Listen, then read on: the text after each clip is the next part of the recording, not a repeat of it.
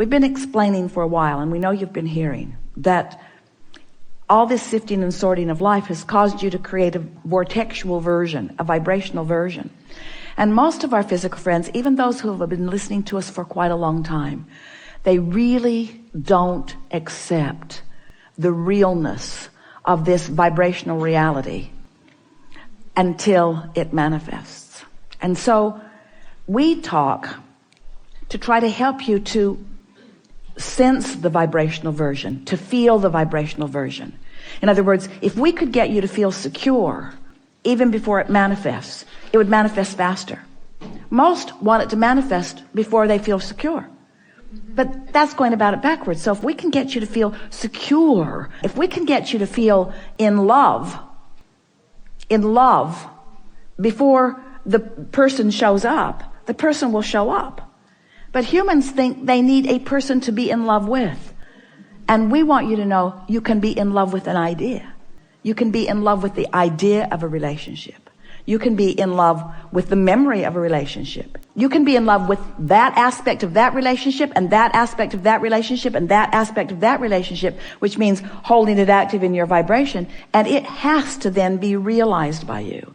So this realization recently, the way we are describing it to you, maybe to help you understand it. But since you sometimes don't accept the vortexual version, then the grid version isn't easy to follow either, but we're going to give it to you anyway. Everything you want is vibrationally gathered, all the cooperative components in your vortex.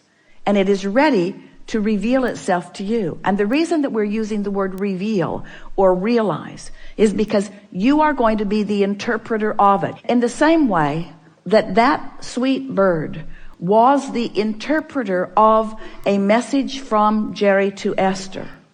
There are interpreters all around that are ready to interpret the message to you.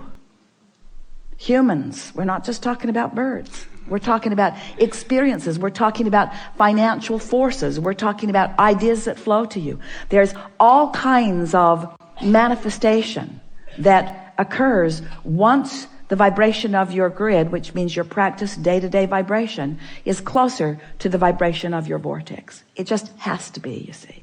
And you've lived pieces of that. When you finally made the decision that you were going to do something different, that decision was your grid filling in. That was you having asked and asked and asked, getting the vortex going and going and going, and at a moment of little or no resistance, that determination came to you and you knew what you were going to do. Remember how clear you felt? In fact, you're still feeling sort of clear about it because you were wanting to convince us all of that turning point here and now. So turning points, you like the word turning points? Turning points are often the grid filling in with an idea that you are now ready for. It's not that the idea isn't there. It's that you're not ready for the idea. It isn't that you're not ready for the idea because you don't want it, because you do. It's because you're not ready for the idea because you're not a vibrational match to the desire. You're a vibrational match to the absence of the desire. Feel the difference? So you ready yourself for what's in your vortex by feeling better. And you feel better by leaving out the things that don't feel good and focusing on the things that do feel good.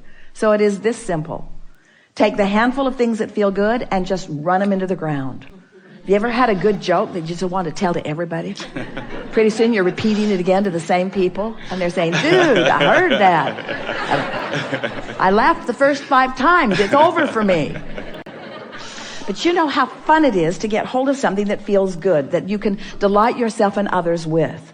Well, this is the same sort of thing. Get a handful of those things that are delightful to you and just play the loop again and again and again and again and again. Let it be your basis of traction. Let something that delights you be the loop that you play that keeps your grid in this high vibration so that what's in your vortex can show up now and now and now and now and now. And do you know what happiness is? Happiness is being in that place where you're the receiver of the right idea at the right time. Happiness is being in that place where something occurs to you at the most opportune moment. Happiness is being at the top of the stairs. You're getting ready to walk down. You don't know it, but your heel is caught in the hem of your pant leg. and you are about to take a header down the stairs. But the broader part of you knows that and gives you the inspiration to take hold of the railing. So when you go to move your foot and can't, you're stable. That's happiness. That's happiness. That's alignment. Happiness is moving in traffic and having an impulse to take this exit for no good reason other than you feel like it, or even taking it even though you didn't really mean to, because you turned your driving over to your higher power for a moment and you missed the traffic jam, or you missed the traffic congestion as a result of an accident. All kinds of things like this are happening to you all day, every day.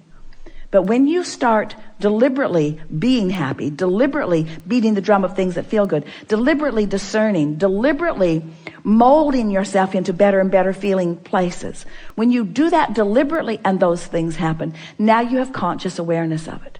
If Esther had not had that conscious conversation with Jerry in the car right before she went to her room, the bird on the porch would have just been a bird on the porch. But it wasn't just a bird on the porch.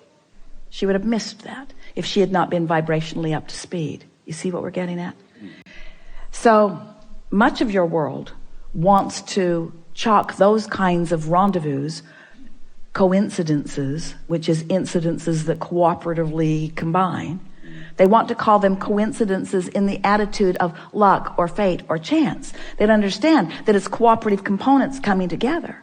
In other words, people who are looking at things like that are wanting to call them happenstance, and we want to call them creation. And so when you get clear-minded like you are, and you understand how far you've come, and you have, and you realize how powerful your desire is, and it is, and then you deliberately focus upon the strongest desire that you have, which you spoke when you first sat down here, to be happy, to be happy, to be happy, to be happy. To be happy, meaning to be in alignment, meaning to be in control of my own thoughts, meaning to be in control of my own vibration, meaning to be in vibrational concert with the source within me, meaning to be in vibrational concert with everything that I put into my vortex, meaning right here, right now, being in alignment so that I will be the interpreter, the manifester, the realizer of the best that could happen in this moment. That's happiness. This moment, and this moment, and this moment, and this moment. It's not saving up for a vacation. It's not putting up with all this stuff. It's not going to work all week long doing stuff I don't want to do so that I can get some money, so that I can finally go do something that I do want to do. Because when you get there to do what you do want to do, you're not happy because you haven't been practicing happy at work. You're not going to be happy on that vacation if you're not happy at work while you're earning the money to go on vacation. Are you? Don't you get on vacation and don't you just complain, it's too short. It's too short. I don't get to do this often enough. My flight was delayed. The weather wasn't good. In other words, you can't get there from there. You get to happy from happy. Well, Abraham, that helps a lot. So you're telling me that if I get happy, I'll be happy. Let me write that down. And if I get rich, then I'll be rich. I'll write that down too. We're saying you got to find a little piece of it. You got to fan the flame of it. And you got to not keep spitting the fire out with things that don't matter. And after a while, you'll get that momentum going. And you'll feel happiness, not just sometime, but you'll be radiating it. And then when someone says to you, what are you doing? The reason that they're asking is because you've got what they want. Every single person that wants every single thing that they want, whether it's a material object or a pile of money or a circumstance, an event, a relationship, everything that everyone wants is because they believe that there is happiness in there. There's happiness right here, right now, if you're in the right vibration. You know it. Haven't you ever gotten into that zone, that frequency, where everywhere you turned, something good happened? Esther says that's what it's like hanging around with Barbara.